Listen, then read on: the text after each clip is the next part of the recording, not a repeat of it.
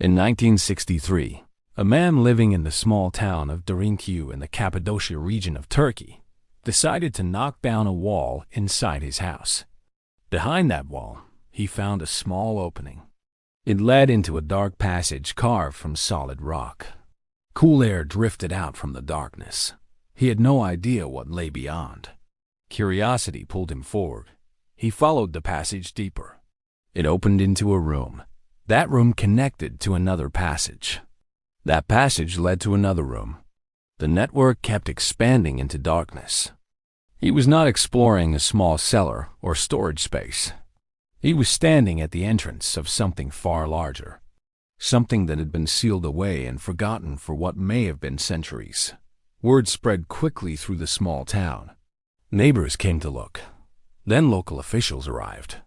Then archaeologists. What they found beneath the surface defied every expectation anyone could have had. Beneath the town of Derinkuyu lay an enormous underground city.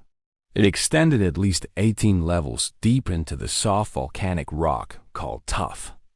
The scale was staggering and almost incomprehensible.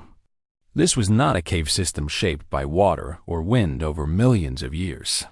Every surface showed tool marks. Every corridor was deliberately carved. Every room served an identifiable purpose. The underground city could shelter an estimated 20,000 people, along with their livestock and food supplies. It contained living quarters, kitchens, storage rooms, churches, and even schools. It was a complete society beneath the earth. Massive circular stone doors weighing hundreds of pounds could be rolled into place from inside to seal off individual levels. These doors could not be opened from the outside. They were defensive mechanisms. The engineering was precise. The ventilation was sophisticated. The water supply was independent of anything on the surface. Whoever built this place planned for a scenario where the surface world became uninhabitable. Archaeologists initially attributed construction to the early Christians, fleeing Roman persecution, or to the Phrygians around 800 BCE. But deeper investigation raised troubling questions about these simple explanations. The lowest levels showed evidence of much older construction techniques. Some researchers began suggesting that the earliest phases of Derinkuyu might date back thousands of years before the Phrygians ever arrived. Carbon dating of organic materials found in the deepest sections proved difficult. The volcanic tuff itself could not be dated in the usual ways. The true age of the city remained frustratingly uncertain. But one thing was clear. Whoever began carving this city was not building a temporary hiding place. They were building a permanent underground world designed to sustain human life for extended periods. The question that haunted researchers was not how the city was built. That could eventually be explained through engineering analysis. The real question was far more unsettling and far harder to answer. What were they hiding from? What threat was so severe, so persistent, and so terrifying that an ancient people chose to carve an entire city into solid rock beneath the earth? The surface of Cappadocia is beautiful and fertile. It has mild seasons and rich soil. There was no obvious reason to abandon it for a life underground, unless something made the surface genuinely dangerous. This is the Derinkuyu paradox. A civilization with enough knowledge to engineer an underground world for thousands of people, driven underground by a threat we have not yet fully identified. And the man who knocked down his wall in 1963 never could have known what his simple renovation would eventually reveal about the fears of ancient humanity. The rooms kept going down. The passages kept branching. And the questions about what happened on the surface 5,000 years ago kept multiplying with every new level that archaeologists uncovered. Something drove those ancient builders underground. Something real. Something that lasted long enough to justify decades or even centuries of continuous excavation into solid volcanic rock beneath their homeland. To understand what that threat might have been, we first need to understand exactly what they built. Because the engineering of Derinkuyu is not just impressive for its time. It challenges assumptions about ancient capability. Chapter 2. The Impossible Engineering Beneath the Earth. The rock beneath Cappadocia is called Tuff. It is volcanic in origin, formed from ancient eruptions that blanketed the region in thick layers of ash millions of years ago. Over time, that ash compressed and hardened. Tuff has a unique property that made it ideal for underground construction. When first exposed to air, it is relatively soft. Tools can cut through it with manageable effort. It almost invites excavation. But once Tuff has been exposed to air and moisture for an extended period, it hardens significantly. It becomes much more durable and resistant to erosion. This natural hardening process is called case hardening. The ancient builders of Derinkuyu understood this property intimately.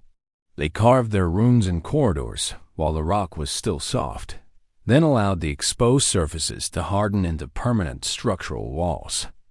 This was not accidental. The consistency of construction throughout all 18 levels shows deliberate technique. They knew how the rock would behave. They planned their excavation around its natural chemistry. 18 levels is not a minor undertaking. The city extends approximately 85 meters below the surface. That is nearly 280 feet of hand-carved rock stretching straight down into the earth. Each level was carved with precision. Ceilings were kept at heights that allowed comfortable movement. Corridors were wide enough for people carrying supplies, but narrow enough to be defended by a single person. The living quarters on the upper levels were organized in clusters. Families had designated spaces. Common areas existed for communal activities. The layout mirrors surface village planning translated into underground architecture. Deeper levels served specialized functions. Storage rooms for grain and oil occupied several chambers. Wine presses were carved directly into the rock floors. Food preservation was clearly a central priority. The second and third levels contained spaces identified as churches or places of worship. These rooms featured barrel-vaulted ceilings carved with remarkable smoothness. The acoustics in these chambers suggest intentional design. Schools or teaching spaces occupied portions of the middle levels. Long benches were carved from the living rock along the walls. The rooms were well ventilated and positioned near light shafts. Animal stables occupied the first few levels near the surface entrances. The placement was strategic. Livestock provided food, warmth, and labor. Keeping them near the surface reduced the challenge of waste management. The total excavated volume of Derinkuyu is staggering when calculated. Researchers estimate that millions of cubic feet of rock were removed during construction. The question of where all that rock went remains partially unanswered. Some of the excavated tuff was likely used for surface construction. Buildings in Derinkuyu and surrounding towns show construction materials consistent with the volcanic rock removed from below. But the volumes do not fully match. The tools available to the original builders would have been limited. Stone implements, perhaps early bronze tools depending on the construction era. The idea of removing this much rock with such tools seems almost impossible. Yet the evidence is undeniable. The city exists. The tool marks are visible on virtually every surface.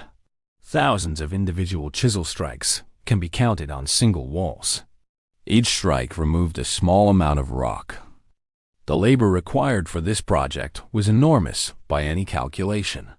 Even generous estimates suggest that a workforce of several hundred would need decades of continuous work to complete just the upper levels. Completing all 18 levels with their interconnecting passages, ventilation shafts, water wells, and defensive features would have required organized labor sustained across multiple generations of builders working with shared plans. This implies something remarkable about the society that created Derinkuyu. They possessed institutional knowledge that could be passed down reliably across generations. They had planning capabilities that rival modern project management in scope. The defensive features deserve special attention because they reveal the psychology of the builders. The massive rolling stone doors found on multiple levels are perhaps the most striking defensive element. These doors are circular, approximately 5 feet in diameter, and weigh between 500 and 1,000 pounds each. They were carved from single blocks of stone and fitted into carved tracks in the corridor floors. Each door could be rolled into a closed position from inside using a system of leverage points. Once in place, the door sealed the corridor completely. A hole in the center allowed defenders to attack. The hole was too small for an attacker to reach through effectively, but perfectly sized for a spear thrust from behind. The defenders could hold a sealed corridor indefinitely against a much larger attacking force. These doors could not be pushed open from the outside. The weight, the track design, and the angles all worked against any external force. An invader would need to destroy the door entirely. But destroying a 1,000-pound stone door in a narrow underground corridor with ancient weapons would be nearly impossible. The defenders had created a system of impenetrable barriers throughout the entire city. Multiple doors existed on each level. If one level was somehow breached, the defenders could retreat deeper and seal the next barrier. The city was designed as a series of nested defensive shells. Some corridors between levels were deliberately made narrow and low. An attacker would have to crouch or crawl, making them vulnerable. Defenders waiting on the other side held every possible advantage. Trap floors and dead-end corridors have been identified on several levels. An invader unfamiliar with the layout could become hopelessly lost in the maze of passages. The darkness itself became a weapon. Without knowledge of the layout, an attacker would be fighting blind in narrow stone corridors against defenders who knew every turn. The psychological advantage alone would be devastating to any invading force. The builders also ensured that critical systems could not be sabotaged from outside. The ventilation shafts were too narrow for human entry. The water wells were accessible only from deep inside the city. This layered defensive thinking shows a sophisticated understanding of siege warfare and security principles. These were not primitive people hiding in caves. These were engineers solving complex defensive problems with elegant solutions. The engineering of Derinkuyu raises a profound question about ancient human capability. We tend to assume that technological sophistication increases linearly over time. Earlier civilizations were simpler, later ones more advanced. But Derinkuyu challenges that assumption directly. The solutions implemented in this underground city show systems thinking, generational planning, material science knowledge, and defensive engineering that would impress modern military architects. The Phrygians, often credited with construction, were indeed skilled builders. But some archaeologists argue that the deepest levels show different techniques. Cruder in some ways, yet more ambitious in scope and vision. This has led to speculation that the earliest construction phases of Derinkuyu may predate the Phrygians by thousands of years. Some researchers have suggested construction beginning as early as the 5th millennium BCE. If those early dates are accurate, then we must reconsider who the original builders were. 5,000 years ago, the region was home to early agricultural communities still transitioning from Neolithic lifestyles. The idea that such communities could organize a project of this magnitude forces us to reconsider what those early societies were actually capable of, and what could possibly have motivated such extraordinary effort. Because effort on this scale requires motivation on a comparable scale. No community carves 18 levels into solid rock for convenience. Something was driving this construction. Something urgent and terrifying and persistent. To understand how seriously the builders took the threat they faced, you need only examine two systems that made long-term underground survival possible. The first is the ventilation system. It should not exist. Chapter 3. The ventilation system that should not exist. Air is the first thing you would run out of underground. Before water, before food, before light. Without a constant supply of fresh air, an underground space becomes a tomb within hours. The builders of Derinkuyu understood this completely. They did not merely poke a few holes to the surface.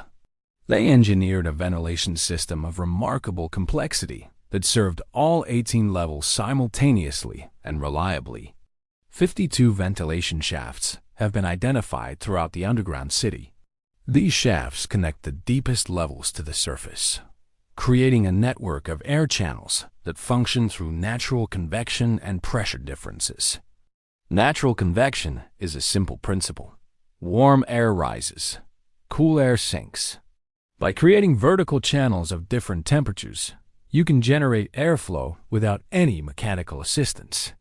The Earth itself becomes the engine. The deeper levels of Derinkuyu maintain a nearly constant temperature year-round, approximately 55 degrees Fahrenheit. The surface temperature in Cappadocia varies dramatically between seasons, from freezing winters to hot summers. This temperature differential between the surface and the deep underground creates a natural pressure gradient. Air moves from high-pressure zones to low-pressure zones. The ventilation shafts channel this movement efficiently. During summer, the cooler underground air creates a draw that pulls warmer surface air downward through certain shafts. During winter, the relatively warmer underground air rises through shafts, pulling fresh surface air in behind it. The system works in both seasons, though the direction of flow reverses. The builders designed the shaft network to accommodate this reversal. Both inflow and outflow paths exist on every level. The shaft diameters vary throughout the system. Some are narrow, perhaps only a foot across. Others are wider, reaching several feet in diameter. These variations are not random. They control airflow speed and volume. Narrower shafts create faster air movement through a principle similar to what happens when you partially cover a garden hose. The same volume of air passing through a smaller opening moves more quickly. Strategic placement of narrow shafts near living quarters ensured that fresh air reached occupied spaces with sufficient velocity to prevent stagnation. Wider shafts served as primary intake and exhaust channels. The positioning of shafts throughout the city follows a pattern that suggests deliberate planning rather than ad hoc construction. Shafts are distributed to ensure no section of any level falls outside the ventilation network. Some shafts serve dual purposes. Several of the largest ventilation shafts also function as the primary water wells. The constant air movement through these shafts helps prevent the water from becoming stagnant. This dual-purpose design shows integrated systems thinking. The builders were not solving individual problems in isolation. They were designing interconnected systems where each element supported and enhanced the function of others. The deepest ventilation shaft extends approximately 55 meters from the lowest level to the surface. Carving a shaft deep through volcanic rock while maintaining a consistent diameter is an extraordinary technical achievement. The shaft walls are smooth and regular. They show the same careful tool marks found throughout the city. Each shaft was carved by hand, inch by inch, through dozens of meters of solid stone. The engineering challenge is not just the carving. It is maintaining alignment over such distances. A shaft that drifts even slightly off vertical over 55 meters could miss its intended endpoint by a significant margin. This implies that the builders had methods for maintaining vertical alignment during deep shaft construction. Whether they used plumb lines, water levels, or other techniques, they achieved remarkable precision consistently. Air quality in the deepest levels of Derinkuyu remains comfortable today. Modern visitors descending to the lower levels report that the air feels fresh and cool. The system still functions after thousands of years. This durability is partly due to the hardened tuff walls of the shafts resisting erosion and collapse. But it also reflects sound engineering principles that account for long-term structural stability under geological stress. The ventilation system also served a critical defensive function. The shafts were designed to be too narrow for human entry. An attacker could not use the ventilation system to bypass the sealed stone doors. Some shafts include deliberate bends or offset sections that would prevent objects from being dropped straight through from the surface. Poison gas or smoke could not easily be channeled down the full shaft length. The builders anticipated that an enemy might try to compromise the ventilation system. They built countermeasures directly into the design. Certain shafts could be blocked from inside without cutting off air to critical areas. Redundancy was built into the network. If several shafts were blocked or damaged, the remaining shafts could maintain adequate airflow. No single point of failure could suffocate the underground population. This level of defensive thinking applied to ventilation design is extraordinary. It reveals that the builders expected prolonged sieges. They planned for an enemy that would try every possible method to force them out. The ventilation system also managed another critical underground challenge: the accumulation of carbon dioxide from thousands of breathing humans and animals, and from cooking fires within enclosed spaces. Cooking areas were positioned near ventilation shafts to ensure that smoke and carbon dioxide were efficiently drawn away. The placement of kitchens within the city layout was determined by the ventilation network, not convenience. Living quarters were positioned in zones where fresh air arrived first, before it had absorbed carbon dioxide from other occupied spaces. The airflow pattern through the city was designed to move from clean to progressively used. This is essentially the same principle used in modern building ventilation design. Fresh air enters in occupied spaces and exhausts through service areas. The ancient builders of Derinkuyu arrived at this solution independently. Some researchers have noted that the ventilation system shows evidence of refinement over time. Earlier levels have simpler shaft arrangements. Later and deeper levels show more sophisticated placement and integration patterns. This suggests that the builders learned from experience. Each generation of construction incorporated lessons from how the existing system performed. The ventilation network evolved alongside the city itself through iterative improvement. The mathematical understanding required to design this system should not be underestimated. Calculating airflow volumes for a population of thousands across 18 levels requires sophisticated reasoning about fluid dynamics. Whether this understanding was intuitive, based on trial and error, or based on formal calculation, the result speaks for itself. The system works. It has worked for millennia. It continues to work today. The ventilation system of Derinkuyu challenges the common assumption that ancient peoples lacked the ability to engineer complex environmental control systems. This was climate control engineering executed in stone with hand tools. Modern engineers who have studied the system express genuine admiration. Some have noted that the principles employed at Derinkuyu anticipate modern Vaki design concepts by thousands of years. The builders were ahead of their time. But breathable air alone does not sustain life underground. Air solves the most immediate survival problem. The next critical requirement is water. Clean, reliable, abundant water that cannot be contaminated by anyone above. The water system of Derinkuyu may be even more impressive than the ventilation network. It solved problems that most ancient civilizations never even had to consider. And it kept thousands of people alive beneath the earth. Chapter 4. The water system that kept everyone alive. Water is life. This statement is not metaphorical when you live underground.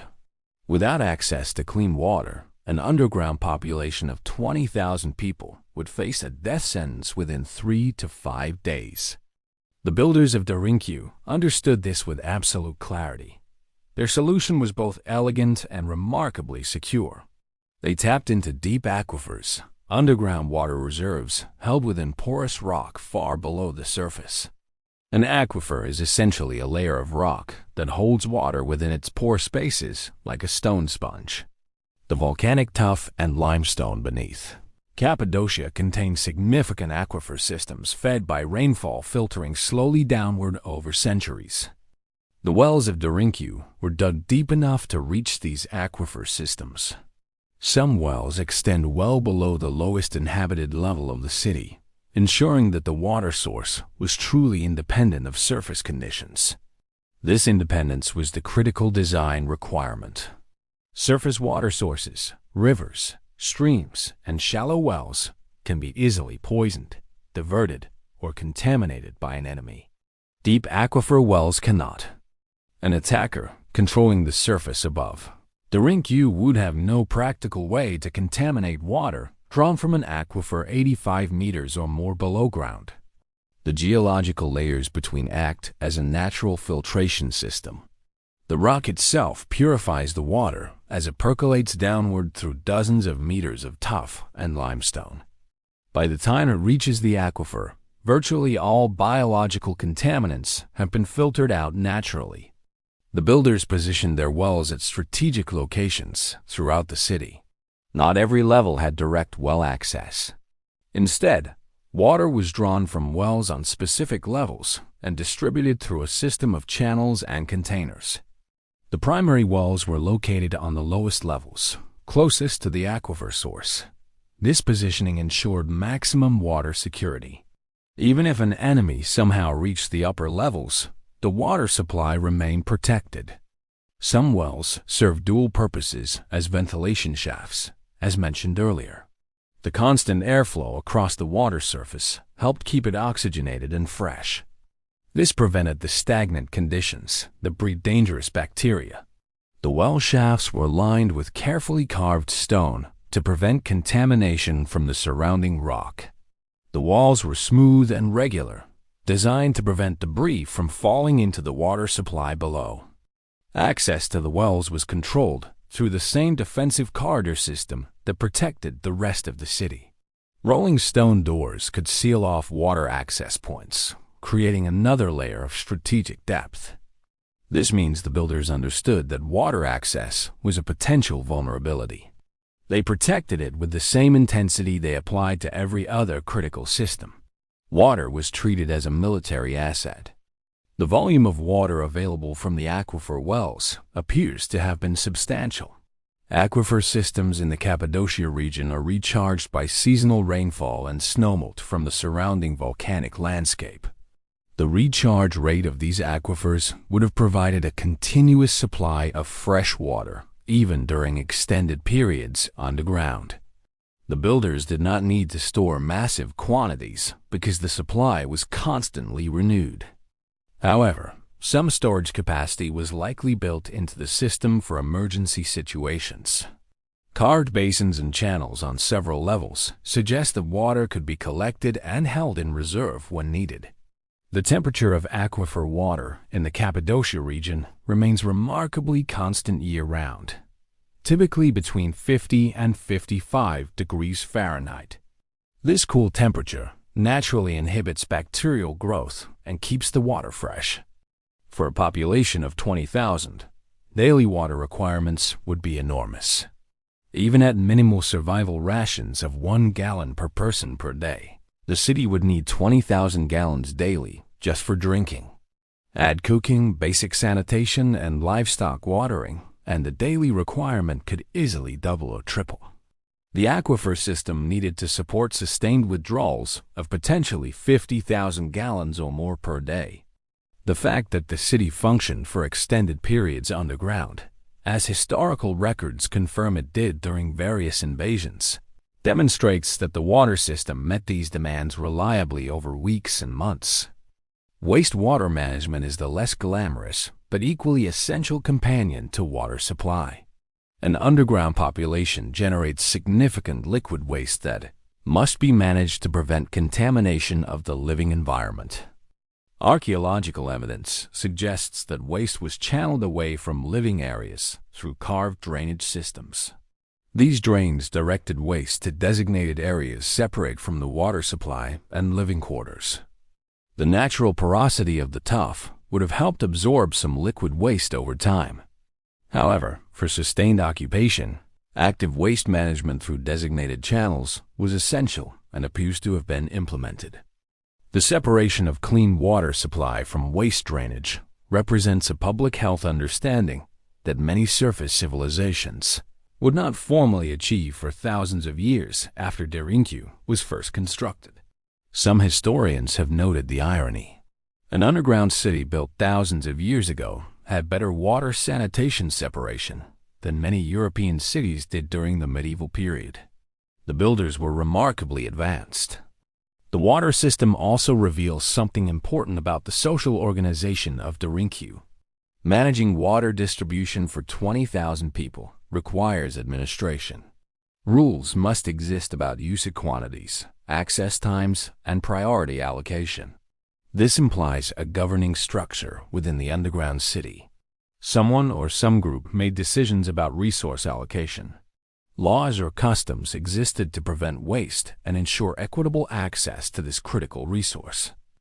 The engineering of the water system also required specialized knowledge about geology and hydrology. The builders needed to understand where aquifers existed, how deep to dig, and how to access them without destabilizing the surrounding rock. Digging a well through dozens of meters of volcanic rock to reach an aquifer is not guesswork. It requires understanding of local geology, water table depth, and drilling techniques adapted to the specific rock type. This knowledge was likely accumulated over generations and passed down as specialized craft knowledge. Well diggers would have been among the most valued members of the community. Their skills ensured survival. The combination of the ventilation and water systems reveals the full scope of what the builders achieved.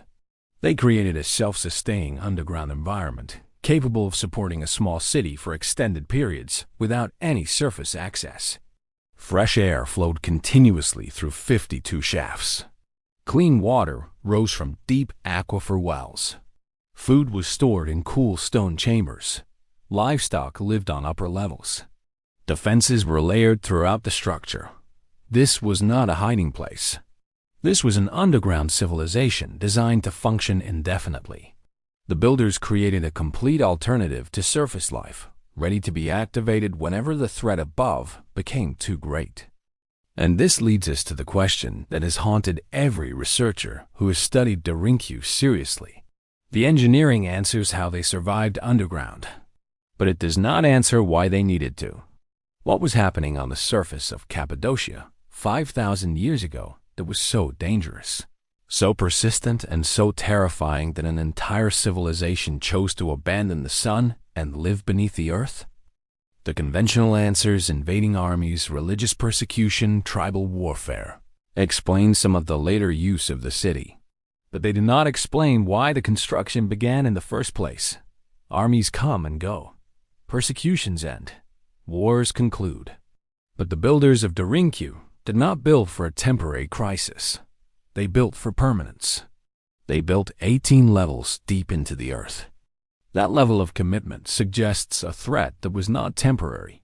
It suggests something that returned repeatedly, or something that persisted for so long that underground life became the new normal for generations.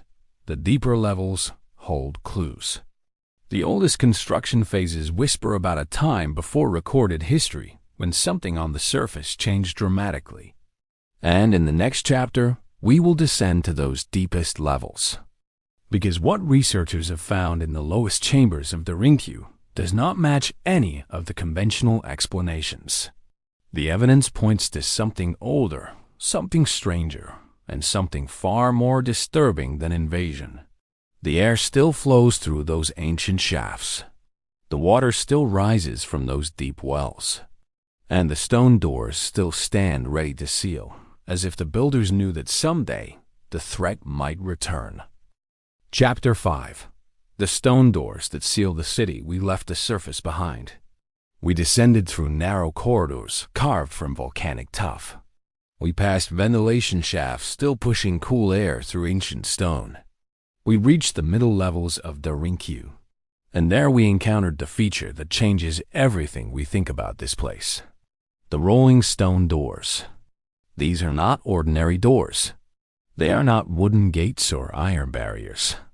They are massive circular discs carved from solid volcanic rock.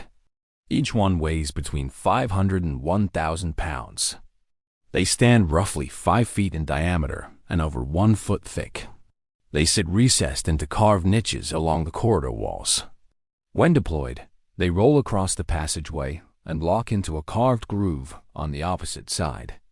The fit is precise. The seal is nearly airtight. No light passes through. No sound escapes. But here is the detail that stops every researcher cold. These doors can only be operated from the inside. There is no mechanism on the outer face, no handle, no lever, no groove for fingers. The exterior surface is smooth and convex. Anyone standing on the wrong side faces a featureless wall of stone weighing half a ton. From the inside, however, a small square hole allows a wooden beam to be inserted. This beam acts as a lever. One or two people can roll the massive disc into position using simple mechanical advantage. The engineering is elegant and brutally effective. Each stone door has a small hole drilled through its center. This hole is approximately 2 inches in diameter. Researchers initially assumed it was a peephole, but the angle is wrong for observation. The hole points slightly downward toward the floor of the corridor.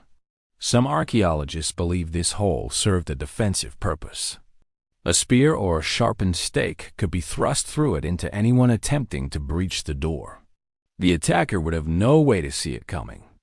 Others suggest the hole allowed communication between sealed sections without opening the barrier. In a siege scenario, verbal coordination between levels would be essential. A 2-inch hole transmits sound effectively through stone corridors. The placement of these doors reveals something extraordinary about the builder's psychology. They are not positioned at the main entrance. They do not guard the first level. Instead, the heaviest and most carefully engineered doors are found on the deeper levels. The 3rd level has them. The 5th level has them. The 8th level has multiple doors in sequence. This creates a defensive architecture unlike anything seen in surface fortifications. A surface castle puts its strongest defenses at the outer wall. Derinkuyu puts its strongest defenses at the deepest points. The implication is unmistakable. The builders expected the outer levels to fall. They expected invaders to penetrate the upper chambers. The defense was not designed to keep enemies out of the city. It was designed to keep the population alive as they retreated deeper and deeper underground. Each rolling stone door represented a new defensive line. Each sealed corridor bought more time. Time for what exactly remains unclear. There are at least 60 of these doors throughout the complex. Some levels have as many as 7 in a single corridor sequence.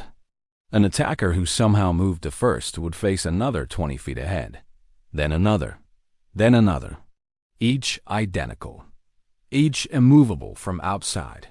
The stone itself adds another layer. Volcanic tuff is relatively soft when first carved, but through a process called case hardening, exposure to air causes the outer surface to develop a mineral crust far harder than the interior material.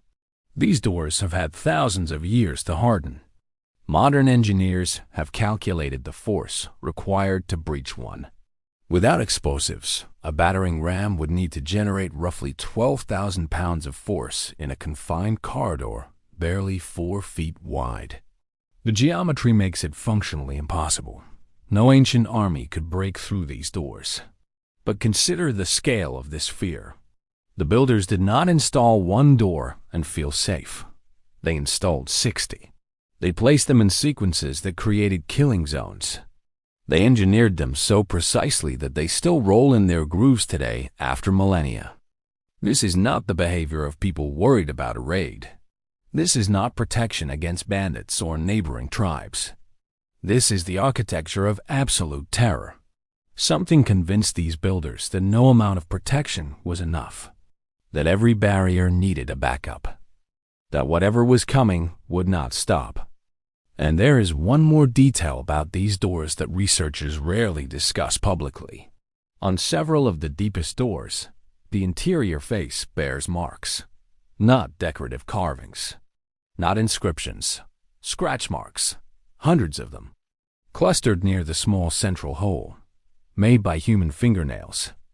Someone was sealed behind those doors for a very long time. The question that haunted the first modern explorers still haunts us now.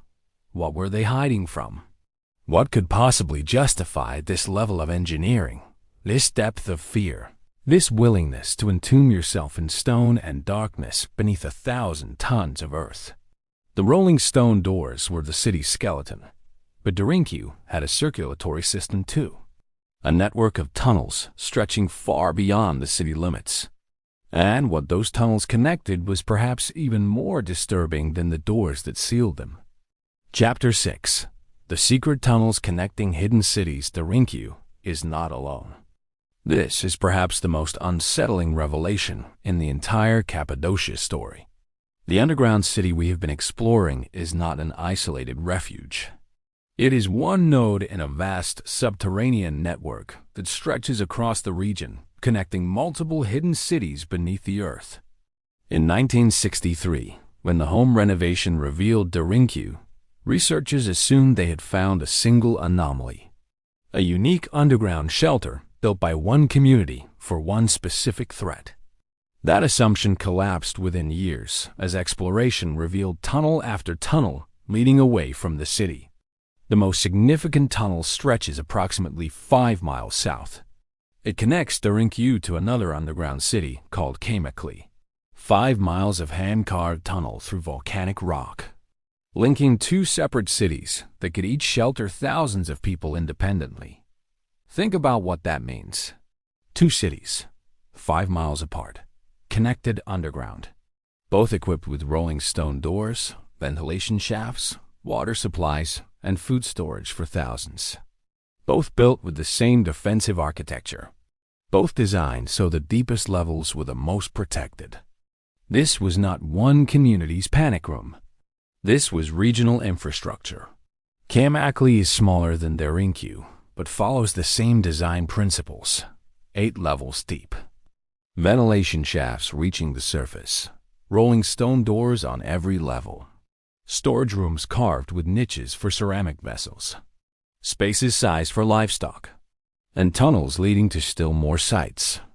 As of current surveys, archaeologists have identified over 200 separate underground structures across Cappadocia. Not all are full cities. Some are small shelters holding perhaps 50 people. Others are medium complexes, capable of housing several hundred. But together, they form a pattern of coordinated underground habitation spanning hundreds of square miles. The connecting tunnels vary in size. Some are large enough for a person to walk upright. Others require crawling. Some are reinforced with carved arches every few feet. Others are rough and narrow, barely wide enough for a single body to squeeze through. Several tunnels contain their own rolling stone doors at intervals.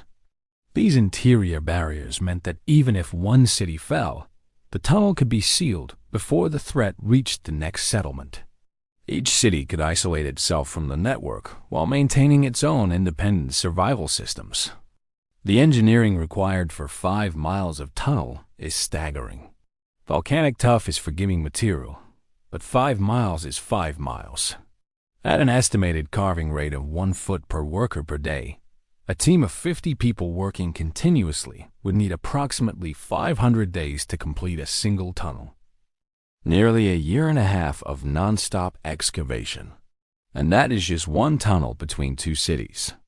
The total excavated volume across all known Cappadocian underground sites has been estimated at over 4 million cubic meters.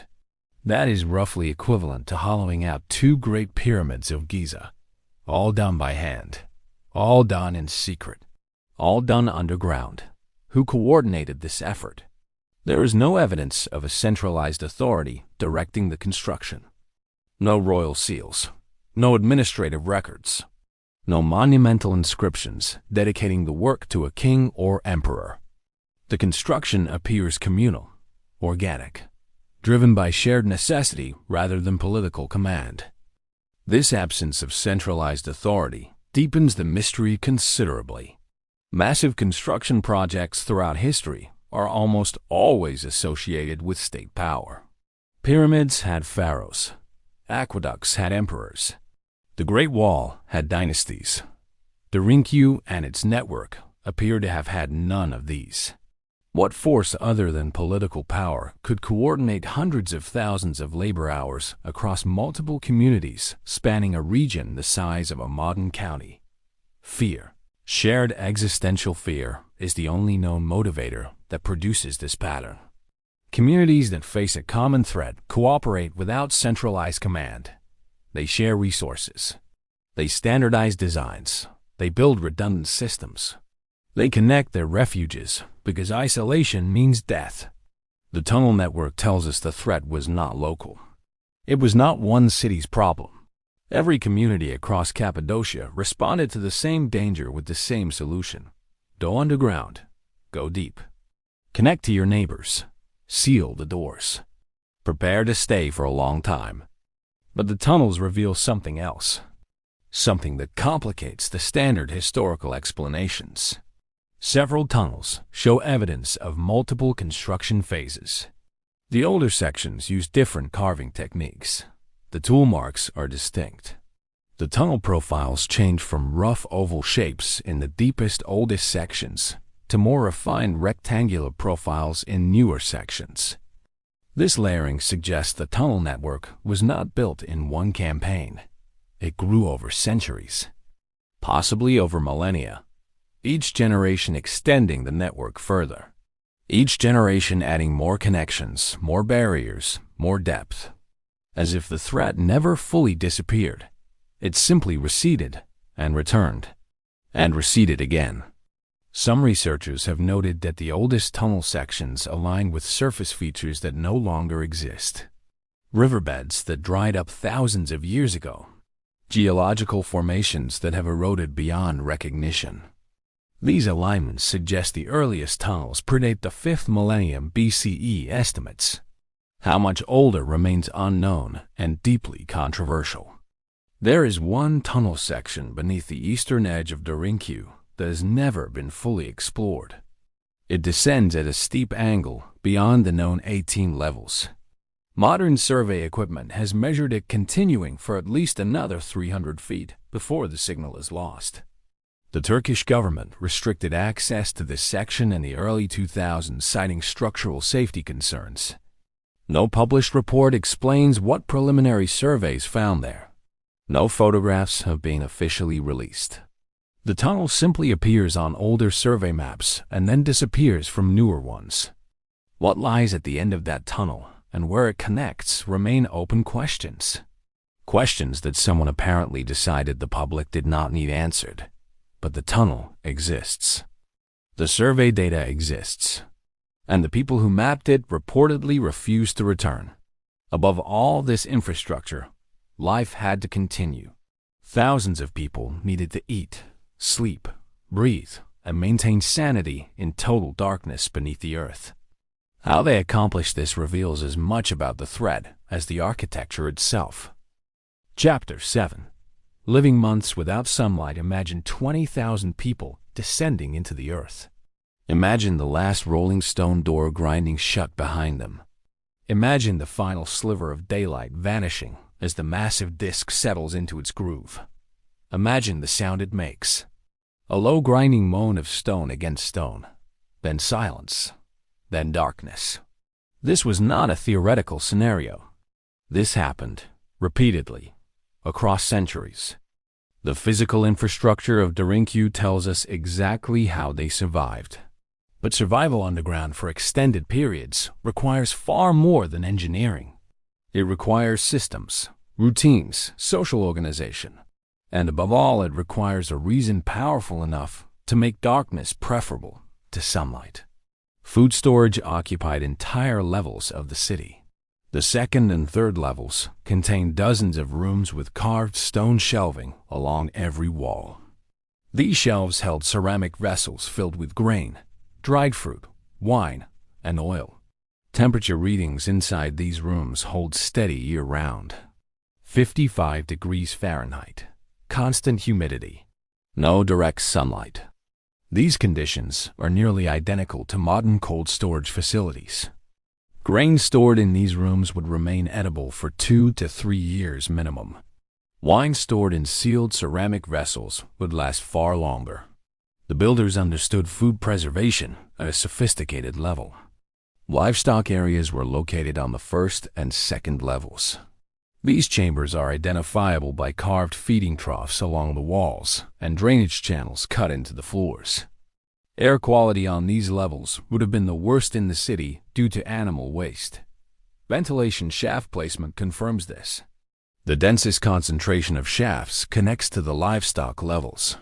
Fresh air was actively directed toward the areas that produced the most contamination. Stale air rose naturally through the upper shafts, while cool, clean air was drawn down through deeper ones. The system worked through natural convection. No mechanical assistance was needed. Water came from deep aquifer wells that penetrated far below the city's lowest levels. These wells accessed water sources completely independent of surface rivers or rainfall. Even during prolonged drought on the surface, the underground water supply remained constant and clean.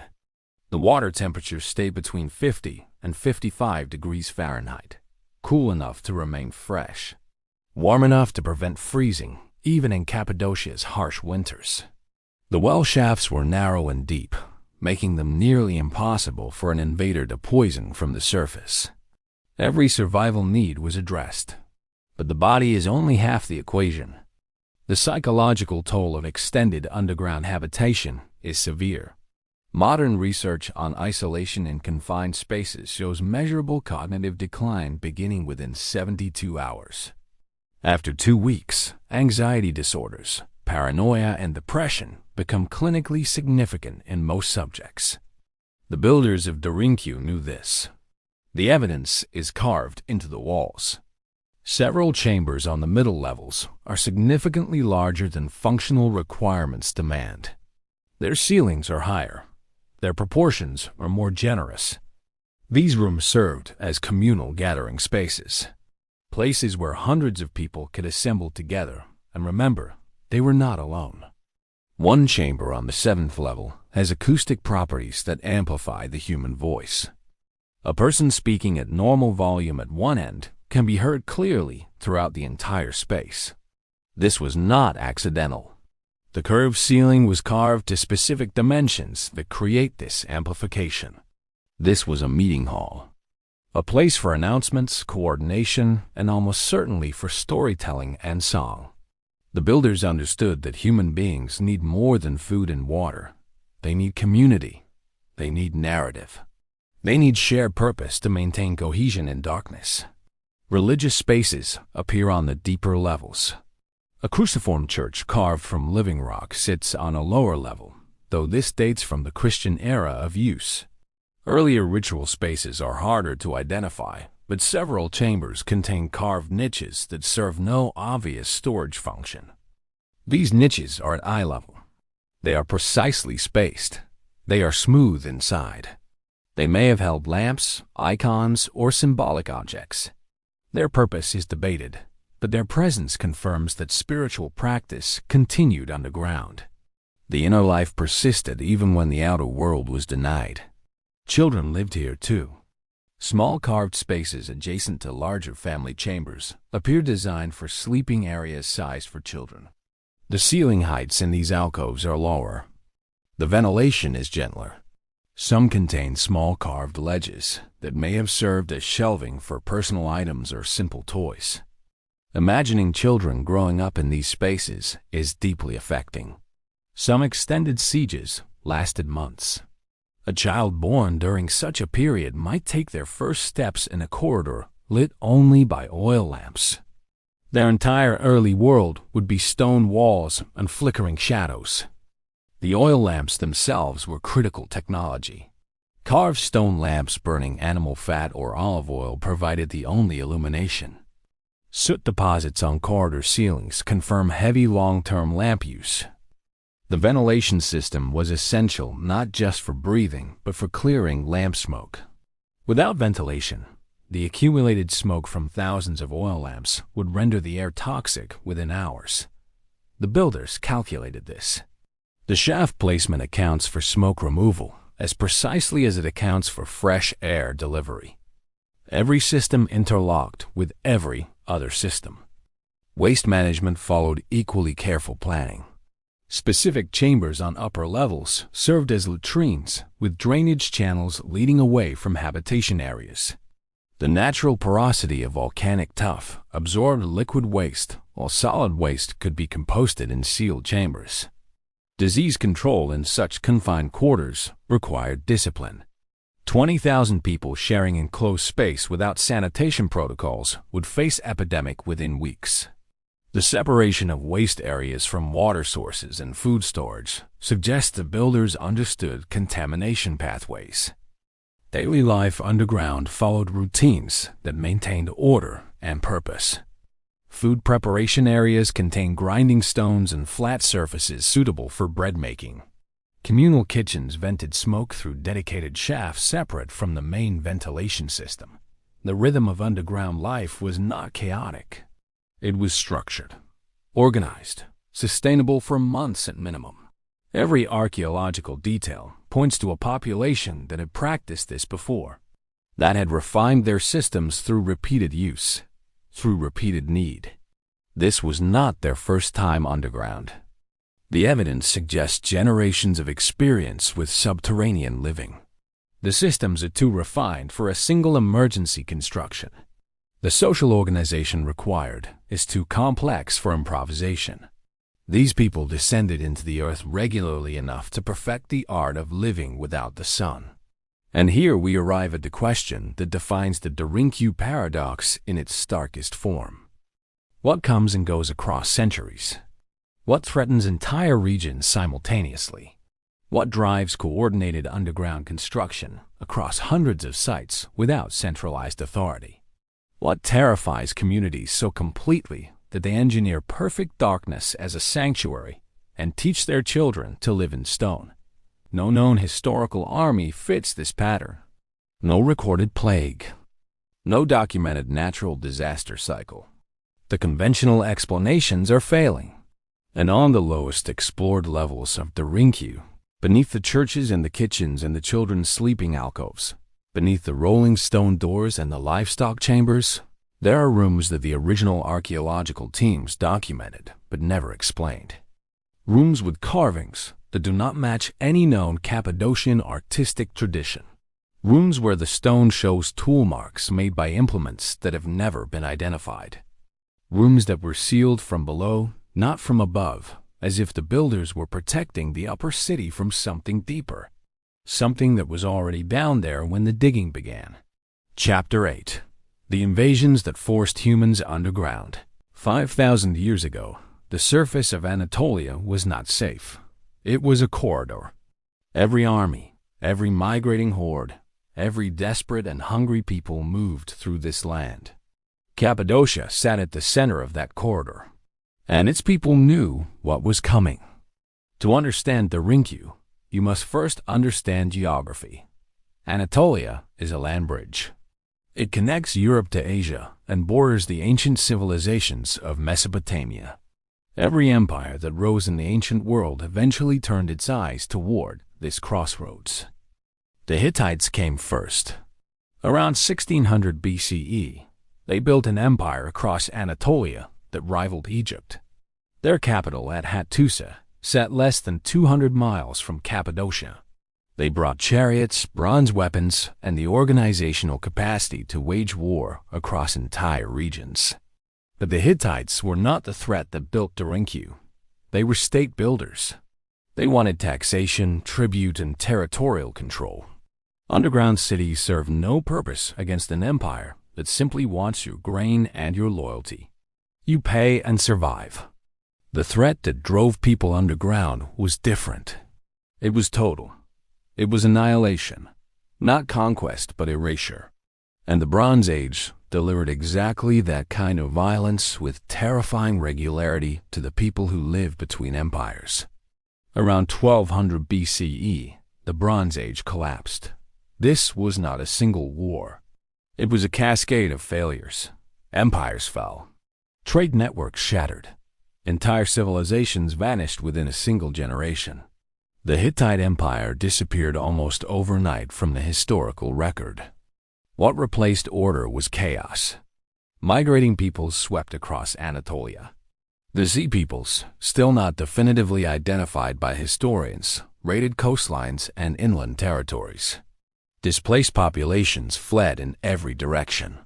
Armed bands roamed without allegiance, taking what they needed to survive. This is the world that made underground refuge rational. When raiders appear without warning and leave nothing alive, you do not negotiate. You do not build walls they can climb or gates they can burn. You vanish.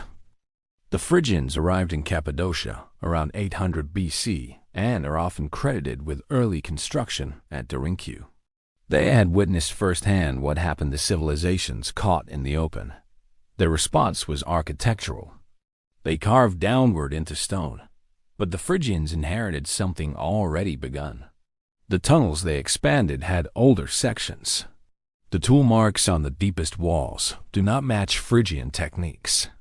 Someone had started digging long before the Phrygians arrived. Someone who feared the same kind of violence. Consider what invasion looked like in the ancient world. There were no rules of engagement, no Geneva Conventions. A raiding party that found a village took everything. Food, livestock, tools, people, women and children were enslaved. Men were killed or conscripted. Nothing remained. The only reliable defense was invisibility. If the raiders could not find you, they could not destroy you. Derinkuyu was not a fortress. It was a disappearing act. The entrances were hidden. The rolling stone doors sealed from inside. The ventilation shafts were disguised. A raiding party arriving in Cappadocia would find empty villages, silent homes. No people, no food, no livestock. Everything had descended into the earth. The raiders would search, find nothing, and eventually move on to easier targets. This strategy required extraordinary engineering. 20,000 people cannot simply hide in caves. They need air, water, food storage, sanitation, and livestock management.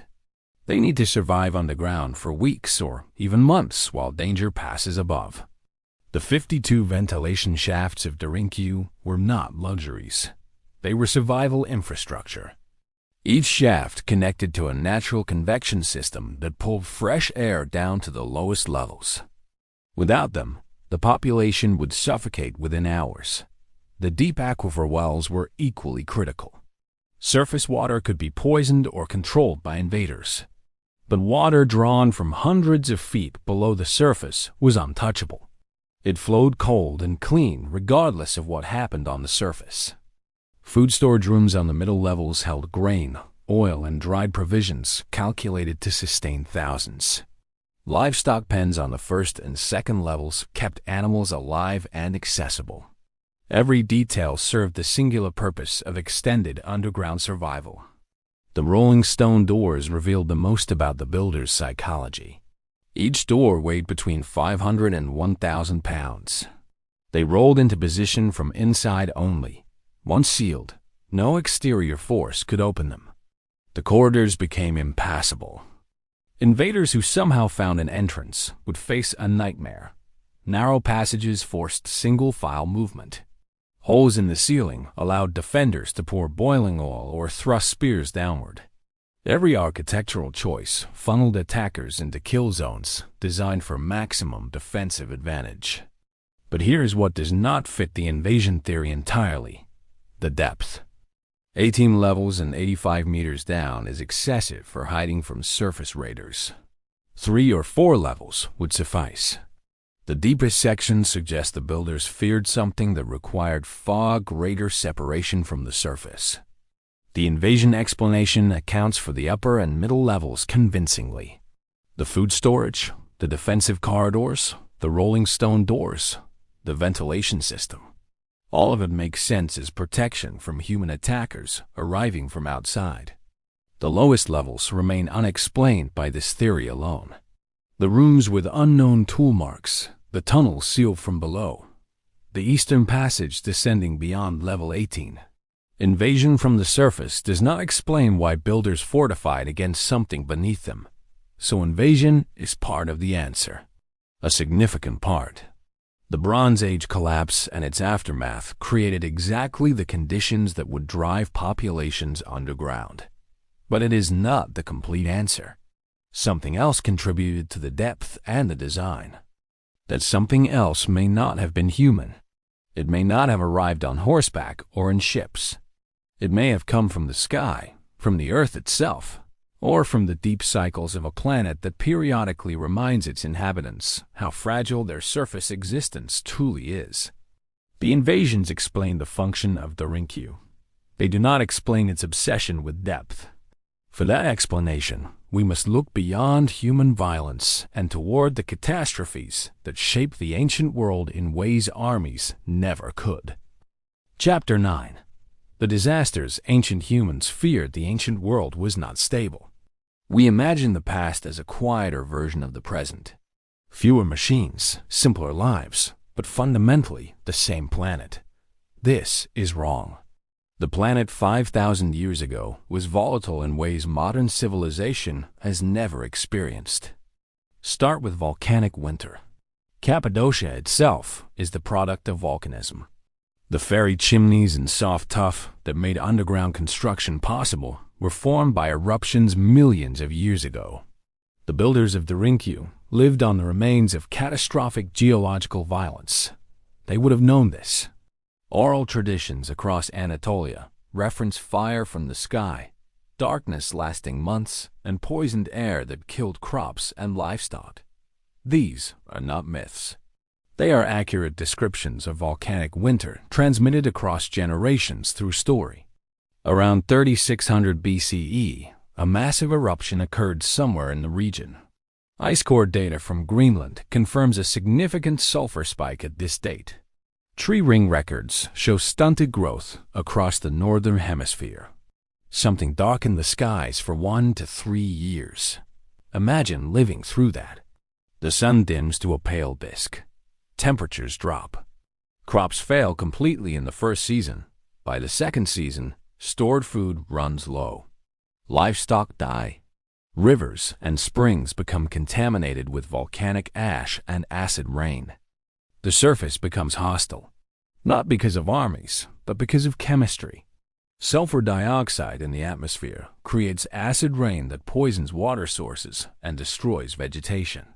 Breathing becomes difficult. The very air turns against you. This is not metaphor. This is atmospheric science. Now consider Derinkuyu through this lens. The ventilation system does not merely provide fresh air. It filters air through hundreds of feet of volcanic tuff, a natural filtration medium. Air arriving at the lowest levels has passed through stone that absorbs particulates and chemical contaminants. The deep aquifer wells do not merely avoid surface contamination. They access water that has been filtered through geological layers for centuries. This water is chemically pure in ways surface water can never match during a volcanic event. The food storage rooms on middle levels suddenly make different sense. They are not merely hiding provisions from raiders. They are preserving food in temperature-controlled environments shielded from the atmospheric contamination that would spoil anything stored on the surface. The depth becomes rational.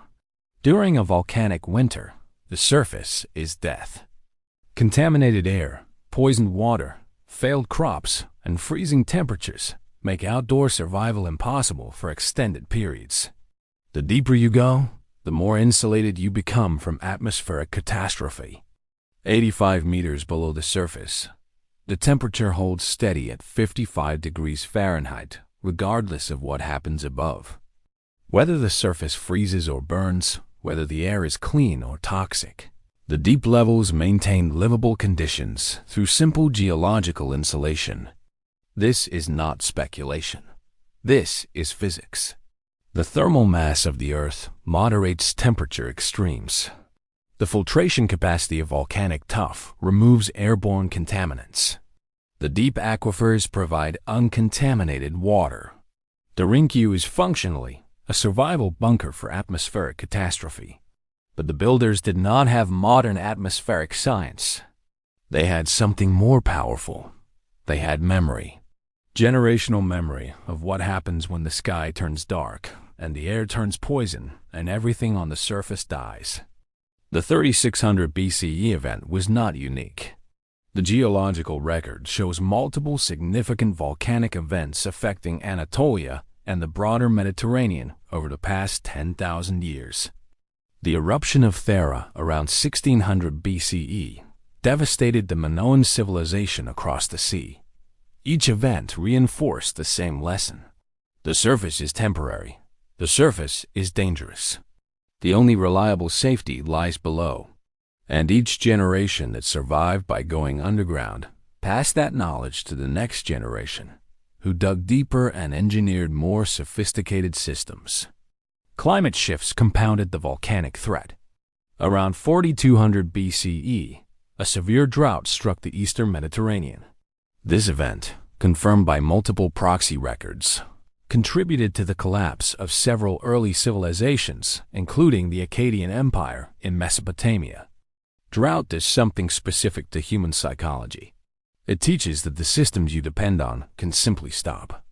Rain can cease, rivers can dry, springs can fail. The only water you can trust is water you control completely. Water from deep underground sources, immune to surface conditions. The Derinkuyu aquifer system reflects this lesson. The wells reach depths that guarantee water availability regardless of surface precipitation. Even during a multi-year drought, these aquifers would continue producing. The builders engineered against the worst drought they could imagine. Earthquakes present another dimension. Cappadocia sits in a seismically active region. The Anatolian plate is being squeezed between the Eurasian and Arabian plates, generating regular seismic activity. The builders would have experienced significant earthquakes during their lifetimes. Yet they built underground. This seems counterintuitive. Earthquakes collapse tunnels, but volcanic tuff behaves differently under seismic stress than hard rock. Its slight flexibility absorbs shock waves rather than fracturing catastrophically. The builders chose their medium with extraordinary geological intuition. Modern seismic analysis of Derinkuyu shows the structure has survived thousands of years of earthquakes with minimal structural damage. The arched ceilings and distributed column supports dissipate seismic energy across the entire structure rather than concentrating it at failure points. This was not accidental. The builders understood their material and their geological environment at a level that implies either a long empirical experience or knowledge we have not yet identified. Every architectural choice reflects awareness of specific natural threats. The pattern is clear. Volcanic winter drives you underground for air filtration and thermal stability. Drought drives you to deep aquifers for reliable water. Seismic risk is managed through material selection and structural design. Each natural disaster contributed to the underground architecture. But here is the disturbing synthesis. No single disaster explains the scale. A volcanic winter lasts 1 to 3 years. A drought lasts a decade at most. An earthquake is measured in minutes. Derinkuyu was built to sustain 20,000 people indefinitely. The city was not designed for a single catastrophe. It was designed for a world where catastrophes were the norm, where the surface was periodically rendered uninhabitable, where going underground was not an emergency response, but a recurring way of life across centuries. The 200 underground structures scattered across Cappadocia reinforce this. This was not one community's response to one event. This was a regional civilization's permanent infrastructure for cyclical catastrophe. They expected the surface to become hostile repeatedly, and they built accordingly. The connection to Cappadocia through a 5-mile tunnel reveals logistical sophistication. Even underground, communities needed to communicate, trade resources, and coordinate survival. The tunnel network was an underground highway system connecting nodes of a hidden civilization. 4 million cubic meters of excavated material represents generations of labor. This volume was not produced by a single frightened population.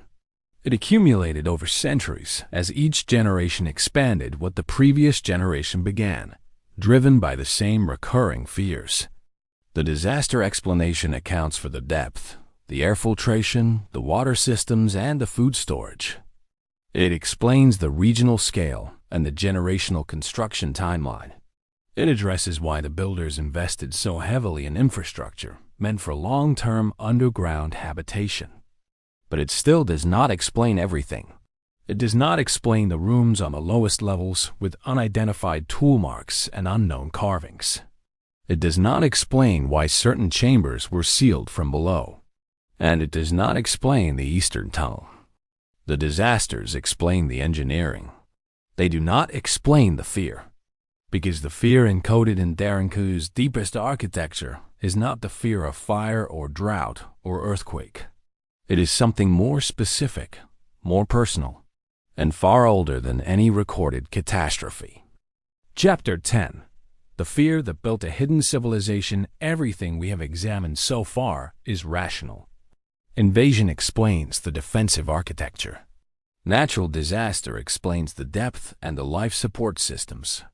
Both explanations are supported by evidence, and neither require speculation beyond what the archaeological record provides.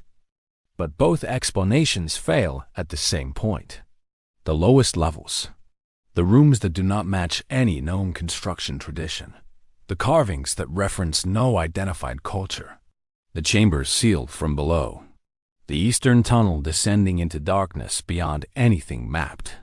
This is where the Derinkuyu paradox reaches its core. The paradox is not that people built underground cities. That is rational. The paradox is that they built them deeper than any rational threat required and fortified them against something that apparently came from beneath. Let us state the evidence without embellishment. On the lowest accessible levels of Derinkuyu, there are rooms with tool marks that do not match any known Phrygian, Hittite, or early Anatolian construction technique. The marks suggest tools that curve differently than any cataloged implements. The carvings in these rooms are geometric, not representational like later Christian additions, not decorative like Phrygian stonework. They are precise, repetitive patterns that some researchers have compared to acoustic wave diagrams, though this comparison remains controversial and unverified. Certain chambers on the deepest levels were sealed with stone barriers placed from below. This means someone or something on the lower side sealed the passage against approach from above. The upper city was being protected not from surface invaders, but from whatever existed deeper. The rolling stone doors at the deepest levels show scratch marks on their interior faces. Human fingernails. Someone was trapped on the wrong side of these doors and clawed at the stone trying to get through. The scratches are deep. The desperation they represent is unmistakable. Now consider the Eastern Tunnel. Discovered during a survey in the early 2000s, this passage descends beyond level 18 at a consistent angle. A preliminary exploration team measured 300 feet of additional tunnel before their equipment lost signal and they turned back. No published report from that survey has been released. No photographs have been made public. The Turkish government restricted access to this section shortly afterward without official explanation. The survey team members reportedly declined all subsequent requests to return to that passage. We do not know what they found. We may never know. But the physical evidence of the tunnel itself tells us something important. The builders of Derinkuyu did not stop at level 18. They went deeper. And at some point, they sealed what they found. Here is the revelation that the architecture itself delivers. Derinkuyu was not built top-down as a refuge from surface threats alone. It was built as a barrier. A graduated series of fortifications separating the surface world from something the builders encountered below. The upper levels face outward. Their defenses point toward the entrances. This is consistent with protection from surface invasion. But below level 12, the defensive orientation reverses. The doors seal downward. The kill zones face deeper passages. The architecture fights in both directions. This is the answer to the central question. What terrified humans enough to build Derinkuyu? The answer is not singular. It is layered, exactly like the city itself. Each level represents a different fear, a different era, a different understanding of what threatened human survival. The upper levels were built against human enemies: raiders, armies, persecutors. This is historically documented and architecturally obvious. The middle levels were built against environmental catastrophe: volcanic winter, drought, contamination. This is scientifically supportable and engineeringly evident. The lowest levels were built against something the builders found when they dug deep enough. Something they could not identify within their cultural framework. Something that frightened them so profoundly that they spent generations sealing it away while simultaneously maintaining the ability to monitor it. This is not mysticism. This is architectural forensics. The structure tells us what the builders feared by showing us what they fortified against. And the deepest fortifications point downward, towards something beneath Cappadocia that predates every known civilization in the region. What could that something be? The geological record offers one possibility. Cappadocia sits atop a complex volcanic system. Deep beneath the Tuff are chambers, fissures, and voids created by ancient magmatic activity.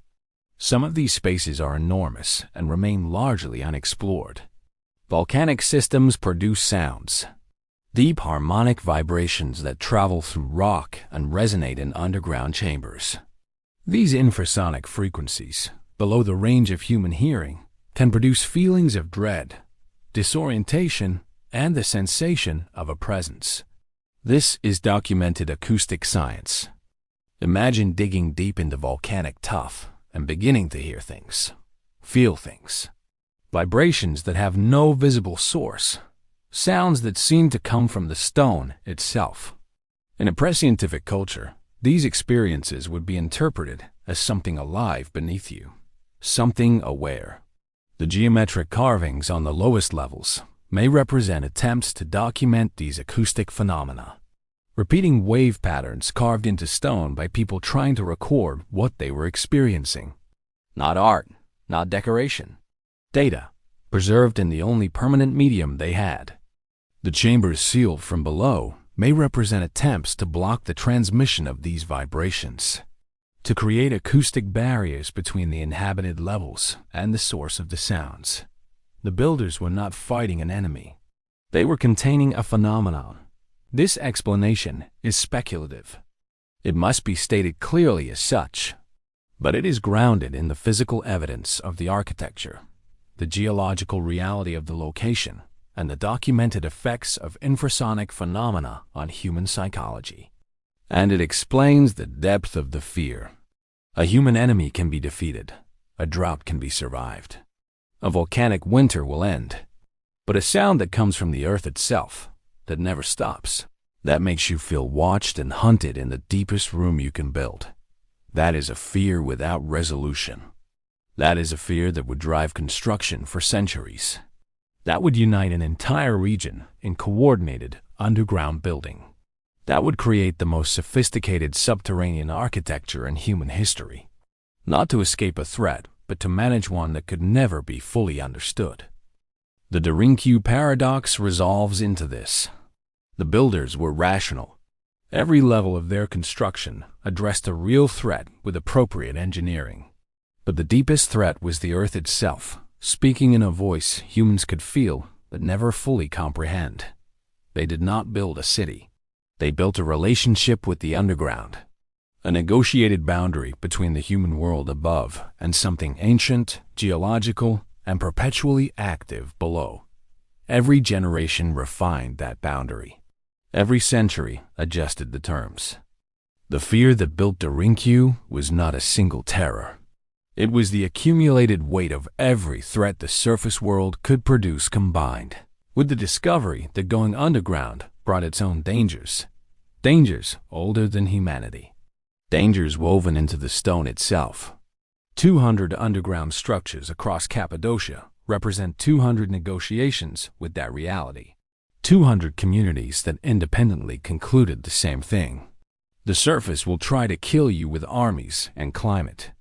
The deep earth will try to claim you with something older. Survival meant living between those threats.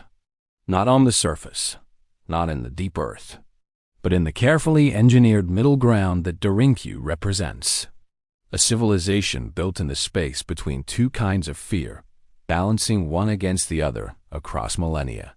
This is what the architecture tells us when we stop looking for simple answers. The builders of Derinkuyu were not hiding from one thing.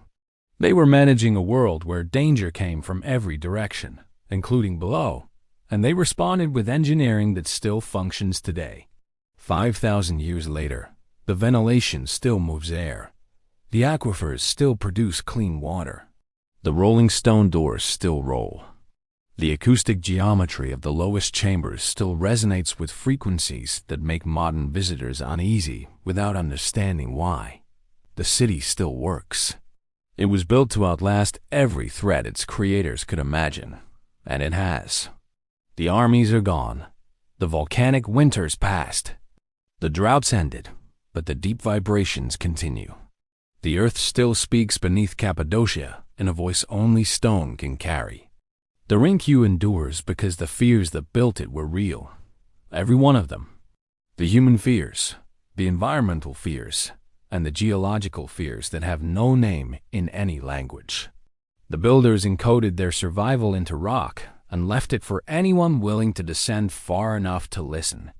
Stand in the lowest accessible chamber of Derinkuyu and close your eyes. The air is 55 degrees and perfectly still. The silence is not empty. It hums, a vibration you feel in your sternum before you recognize it as sound. The stone is speaking. 5,000 years of human fear are carved into these walls. Every scratch mark, every sealed door, every geometric pattern is a message from people who understood something we are only beginning to suspect. The earth beneath us is not passive. It is not silent. We build our cities on the surface now, glass and steel reaching upward. We have forgotten what the builders of Derinkuyu knew, that the most sophisticated civilization in Cappadocia did not reach for the sky. It reached for the deep, negotiating with forces it could never fully name. The eastern tunnel remained sealed, 300 measured feet of passage, descending beyond everything we have mapped, and then signal loss. Whatever lies beyond that point has waited in darkness for millennia, patient, unchanged, still resonating through the volcanic tuff at frequencies below human hearing. We have answered the question we began with. What terrified humans enough to build Derinkuyu? Everything. The armies above. The catastrophes around them. And something below that predates human memory. They built between all of it and survived longer than any surface empire. The paradox remains open. We know what the builders feared. We do not yet know if they were right about all of it. The lowest chambers are sealed. The eastern tunnel is restricted. The geometric carvings remain undeciphered. The earth still hums beneath Cappadocia. Perhaps the real question is not what terrified ancient humans. Perhaps the real question is what we have forgotten to fear. What the surface world trained us to ignore. What still vibrates beneath the stone, waiting for someone curious enough to descend those final 300 feet. If this journey into the deep earth left you standing at the edge of something vast and unresolved, subscribe to our channel. The descent is not over. Derinkuyu still has secrets buried below the last known level. And in our next exploration, we go deeper.